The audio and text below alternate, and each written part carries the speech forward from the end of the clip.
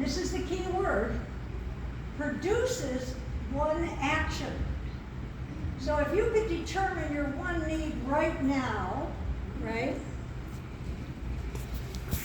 and write it down, notice your present experience, are you still in the past or the future, be curious, simply wonder, now what? What is my one need? And with no opposition to your need, you will be surprised that the outcome will simply manifest itself. The outcome will manifest itself, right? If there's no resistance. Resistance is futile. Resistance doesn't work, right? So I'll give you an example. I was trying to get everything ready for this conference. How am I going to do it? Oh my God, I've got to get these PowerPoints, blah, blah, blah. Nothing happened since February when I did the winter conference, right? And now it's July 1st, and I'm like, oh my God, I got to do it on the 20th, the 21st, whatever, and I've done nothing. Talk about procrastination, right? Anyway, needless to say, I was over at my daughter's house, and my granddaughter was there, and she said, watch this, Grandma. And she brought in her dog, Stella. And she took out a piece of treat, and she said to Stella, Stella, and she showed her the little treat, right? And Stella went, and she said, 1, and Stella did not move. She said 2, and Stella did not move. And then she tricked the dog and she said 2, and Stella did not move. And then she said 3, and Stella went. With the gentlest little movement, Stella took the piece of fruit, waggled her tail, and went away. And I went, oh, I need that. Not the treat. I need to focus. I need focus.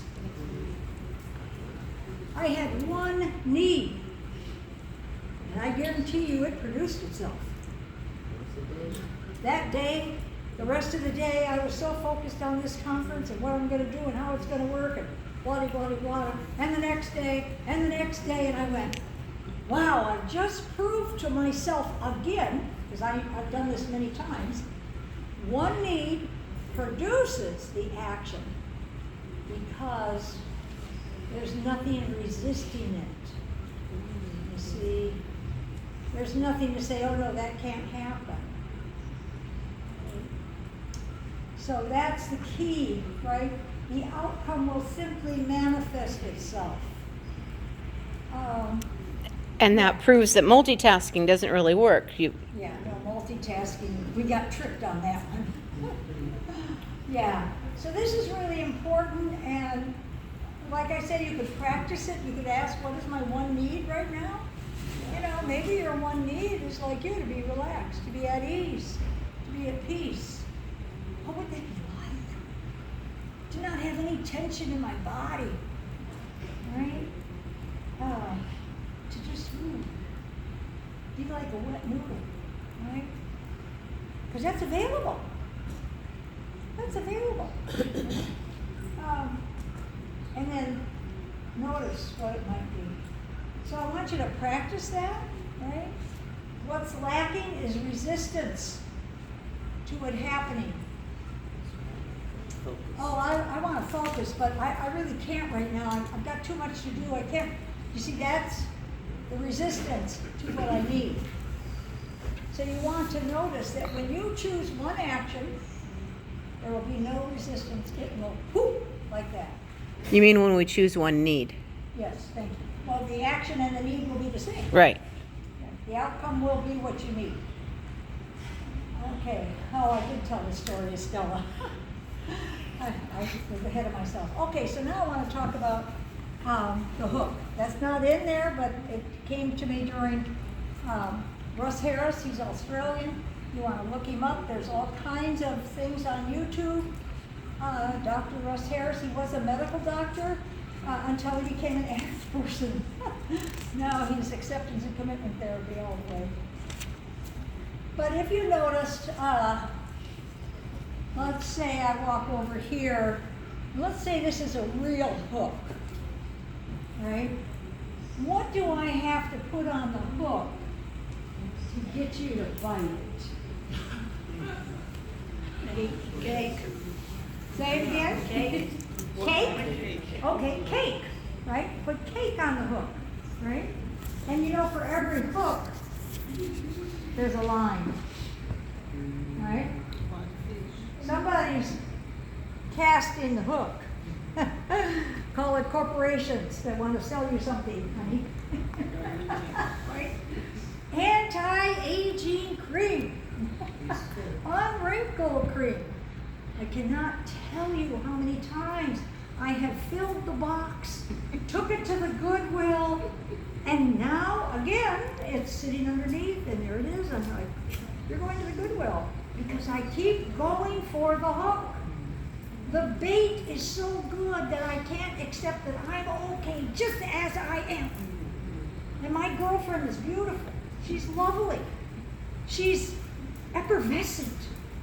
No, I gotta go buy that cream. Oh, it must be the next cream, right? And then it'll all go to the Goodwill. Why? Because it doesn't do anything. So under all of that, you want to ask, what is the bait? You know, you've all heard it. It's called hook, line, and sinker. Yep. So years ago, it was, I'll give you one. I'll give you the hook, the line, and the sinker. Winston tastes good. That's the line. Winston tastes good like a Cigarette should. That's the anchor. They did that. And they anchored it right in hundreds of thousands of people. And hundreds of thousands of people went to the store to buy Winston, right? Camel. Look back, if you ever have time, which if you're in the present moment, you have all the time there is, which is vast, right? Look at the Camel commercials. They're outrageous, all the way back 50 years ago. It's all online, all the different ways that they hook. You've come a long way, baby. Yeah, right. Yeah, you've come a long way, baby. Is that Virginia Slims? The Yes, it question was. is, And I bought it, hook, line, and sinker. I gotcha, yeah. Absolutely. And the thing is you can recognize I'm doing this and I can undo it. You just took me back to my great grandmother and the Camel cigarettes, and she had to have that with her Pepsi and peanuts in the bottle of the glass back then with the sodas that when they came out in the glass. And her Camel cigarettes. She had to have it. Yeah, sure, yeah. She Well, now had- see, what you're pointing to, you see, you've got to watch your brain. Because your brain will say, this is identification. It'll say, I want it. It's not too bad. I want it. Oh, no. Right? I want it. I need it. It's pulling. I have to have it. Right? I need it. I want it. I need it. I have to have it. Anytime you hear the word I, step back. Who is doing that? Right? The private eye in your head, is not saying what the private eye in his head is saying. His private eye is saying, I don't know. Whatever it's saying. But it's not what your private eye is saying. And And- it's not what yours is. And we're not the private eye. Right, exactly. We are able to observe the private eye.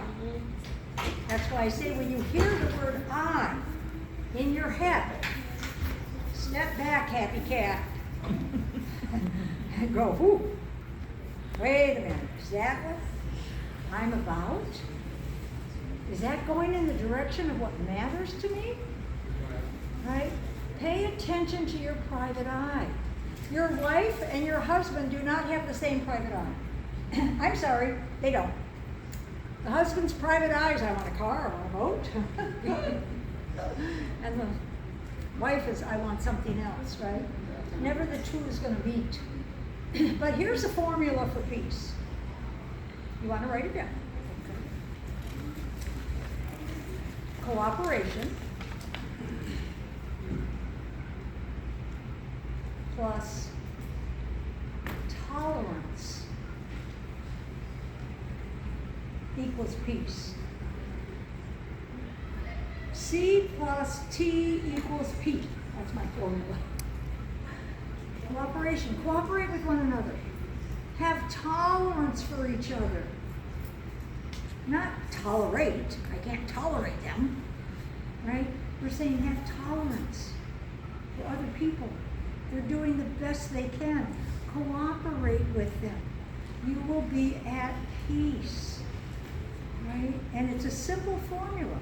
We just have to practice it a little bit. You know, am I willing to have tolerance? With a situation or a person that's very, very difficult, am I willing to have tolerance to let them be what they are, you know, with the hope that they will feel better at some point in time? That life will go in the direction that they need it to go in, right? I don't have to push them, shove them, tell them how to do it, tell them what to do. Really, all I have to do is love them.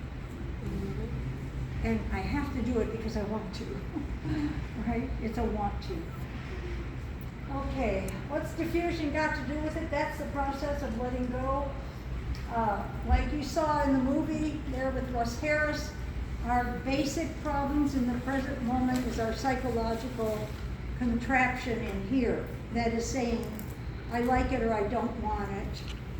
But always you have choice to use what I call positive denial. Positive denial is where you can say, I hear that, but that's not what we're doing.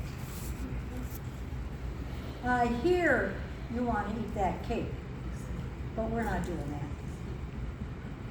Why? Because I love her. Right? I love her. I want her to be healthy. She can't help her conditioning. She can't change it. Only me, only I can do that for her. We can work together, we can cooperate for what? For her health, for her longevity, for her happiness, for her expression of joy that is shared with everyone, right? I mean, you know what, folks, I could still do anger, guilt, shame. I could still be pissed off. I could do all that. What for? Right. What for? Why would I even want to do it? Why would I want that outcome? Misery. So, learning to let go will improve your mood, your quality of life.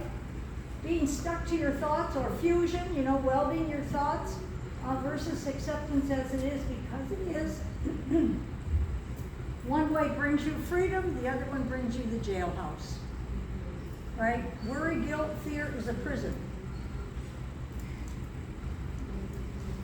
Acceptance of, okay, this is the way it is, all right. Let me be curious. I wonder what the outcome's going to be. I wonder how this is going to go. Huh. Evaluating your experience defensively, which is what we do. We make judgments. You know, we call it, that sucks, this is no good, she's an idiot, he's a jerk, I'm no good, there's something wrong with me, versus choosing what matters. What matters, her health, her happiness, her joy. You see, folks, I'm okay. I'm okay, there's nothing wrong with me. She does need my help. So does my dog. I don't have a dog. You used to have a dog. I know I used to have a dog. I have a cat, right? Try to have cat consciousness. Try to have dog consciousness. They don't worry about anything. We don't. Why do we? If the dog isn't doing it, why am I doing it? Right? I'm doing it because I doubt that the universe will supply me what I need. I doubt it. and I have to go to work, and I have to earn money, and this is what I've been told since I was knee-high to a grasshopper, and by God, I'm gonna do it. Because the universe will never give it to me. So I don't know what you were doing when I was in active addiction and I was calling you on the phone and I said, I need some money. I have no food in my refrigerator. I need $100. And you gave me the $100 and I went and got the groceries and I took pictures to prove to you that I didn't waste your money.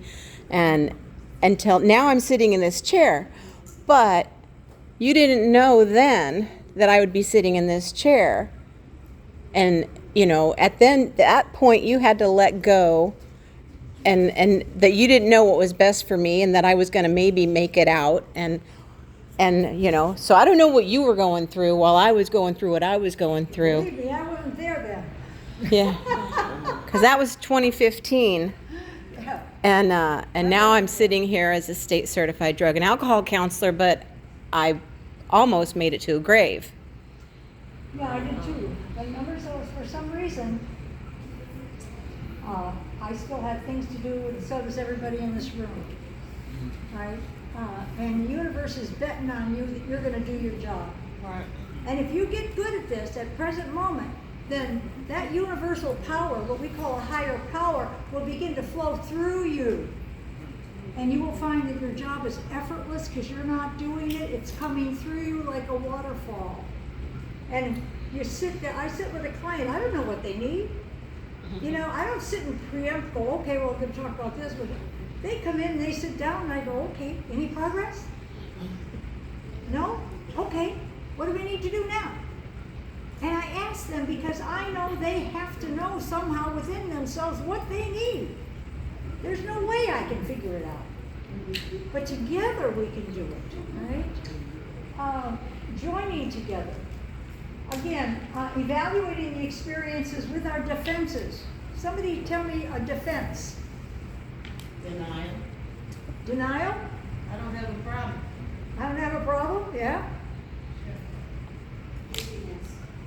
I can drink as much as I want to. Okay, right, those are. You're my problem. Yeah, you're my problem, right. It's not gonna work. It's not gonna work, okay? I can quit Drop, anytime. say it again? I can quit anytime. I didn't hear it. I can quit anytime. Oh, yeah, I can quit anytime. All right, now I want you to do an act experience. You heard what each other said.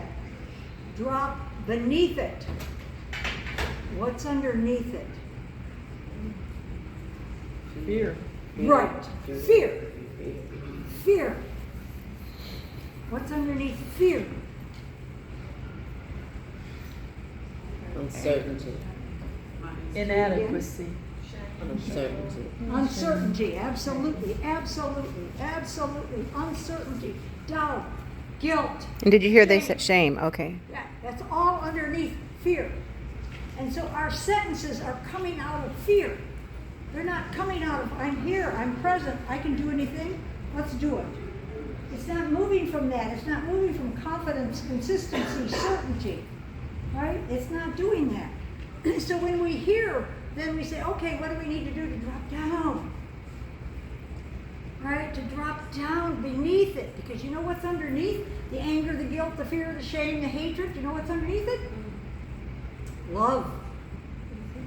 Love has been buried. Love is the gold mine within you. And then when it comes up and you let it go. And here comes the guilt and you let it go. Here comes the anger and you let it go. And you keep it up. And pretty soon, the miracle of love begins to float through you. So you have a subconscious mind, and in that subconscious mind is guilt and anger and fear and everything you were conditioned to believe is real. And it's covered up. The love that you knew. Remember that baby picture that we saw the other day? Like, yeah, it was yesterday, I guess. That baby picture, that beautiful, right? That love is within all of us. It's just been covered up. And now we're looking out here for everything, right? We're not looking in here, that it's within me. We've all heard it. The kingdom of heaven is where? Within. Within. That's right. Right, it's within. Go within. Go to the love that's there. But that means you have to clear out the guilt, the shame, the anger, the fear. Don't shove it down. Let it up and let it go. Let it up and let it go. And then the miracle of love. Now you have in the subconscious, this is what we call our conscious mind, using our language system. We're using our conscious mind, but you also have a superconscious. Obviously, if you have a sub, you've got a super. Now, where do you want your information to come from? The subconscious? Yes, if you're clearing, right? But how about from the superconscious? Right? From your superconscious mind, which you could call your higher power, but it's really you. It's really you. It belongs to you. Take action in your chosen direction. Oh, this is a good one. Reason giving for the behaviors versus living defensively and at ease. Right? Listen to when you give reasons. For the reasons I'm doing this is, you know. It's for your own good. Yeah, it's for your own good. Yeah. Right. And when you hear reason giving, let it go. Don't give reason. There's no reason for reason. Even though your brain will say there is. Right. This is something that I put together I thought you might like. Mercy. We're in the South, right? Mercy, mercy, mercy. Mindfully observe, embrace the experience, return to the now, return to the present moment, return to being life itself. You are life itself. You are not going through life, you are it. Right? This is a different way to look at yourself. You are life. You are love. You are the joy of the universe. Choose what matters and yield with compassion. Right? Mercy, mercy, mercy. May I have mercy. May I have mercy. I want to share where I got part of this was a friend of mine passed away, I don't know, maybe a month or so ago. And I sent him a text that night and I said, Hans, I can't be with you. I've got a cold. They won't let me in the hospital. I'm coughing. And he said, that's okay, Linda. I know you're here with me. And so at 7:45 a.m., I got the text that he passed at 2:45 a.m. Now, I have to tell you, at that moment, I happened to be sitting on the commode in the bathroom. And I said, Hans, I know you're here. I know you got to be here. Give me a mantra. Give me something. You know, but if you can't, it's okay. I'll understand if I can't. And he immediately gave me a mantra. And immediately my hands and my thumbs connected. And I heard the mantra, and I felt it in my heart. And I said, thank you so much. I will repeat this. I will repeat it.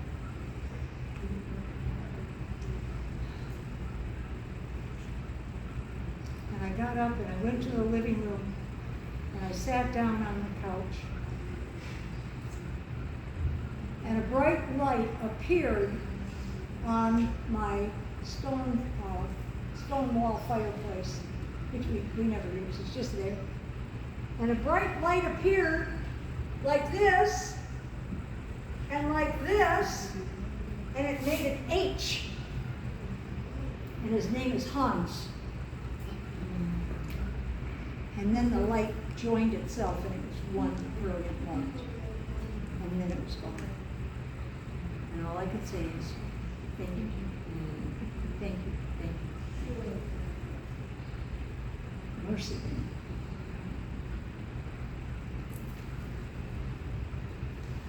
So just because you can't see it doesn't mean they aren't here. Right? How do we know that? This is a what? Not a phone. This is one. This is one. This is one. This is one. Object. Your eyeballs can only see objects. So my friend Hans doesn't have one anymore. His thing isn't here. That doesn't mean Hans isn't here. Just because I can't see him He could be right here. None of us could see him. Because the spirit of Hans doesn't have an object to move through anymore. Anyway, that's my story and I'm sticking to it. Okay. Okay, so we have gut intelligence. You all know that, right? Gut intelligence. They say that there's as many neurons in your gut as there are in your head, or more. We have heart intelligence. We know that. We do heart math. We know the heart is intelligent. Obviously, it's the seat of love itself. We have head intelligence. More than one is two, sometimes. Unless you're adding up one wad of gum and another wad of gum, and that's one wad of gum. Or one cloud and one cloud is one cloud. It's not two, right? So the head does have intelligence, and you want to use it for what it's good for. But then you've got universal intelligence. And that's when you open with curiosity, right? That's when you can receive universal truth. And every one of us here has the ability to do it. Nobody is without it. It does require curiosity. You have to be curious. You have to live in I don't know land. I don't know the next thing out my mouth. I don't know why I'm saying everything I'm saying, but I'm saying it, aren't I? Hopefully it's helpful. How do I know? You know? So you want to tap into universal intelligence. It's available to us. Okay. I'm here. I am. And I can choose again. We've got 11:49. How did we get this late? We can change the conditioned mind. So for the first 25 years, you've got what they taught you. Your parents, your teachers, society taught you how to wiggle, how to walk, how to talk, how to tie your shoes, how to get the fork to your mouth. They taught you a lot of beliefs that may not be true. So the first 25 years, you're learning. The next 25 years, you're learning that what you learned isn't necessarily real. Isn't necessarily what you need. The belief in guilt, the belief in shame, the belief in anger, the belief in hatred. You begin to learn, and so they say that around 50 we become mature adults. Because we're letting go of what we learned as a child that doesn't work for us. And that's when we can say, I'm here, and and I choose again. I choose to be free of guilt. I choose to be free of it. This is my choice. This is my life. I'm living it. That might not be acceptable in the world. Guilt is a good thing. We could put you in jail for it. Oh, God. Change the conditioned mind. Okay, here are 3 questions that will change the conditioned mind. Are you ready? So let's say you have, anybody got a feeling, a thought, or something? We're going to go to lunch in just 10 minutes. Anger. I'm angry. I'll just do it myself. I'm angry. What do I want to come of this? Here's the curiosity, folks. What do I want to come of this anger? What is it for?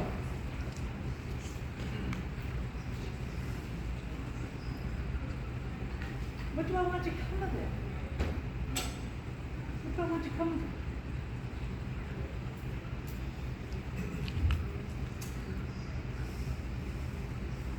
Think about a moment of anger. What do you want to come of anger? More anger? An argument? A fight? Or would you rather, what do you want to come of this moment? That's what I should put there. What do you want to come of this moment? I have anger.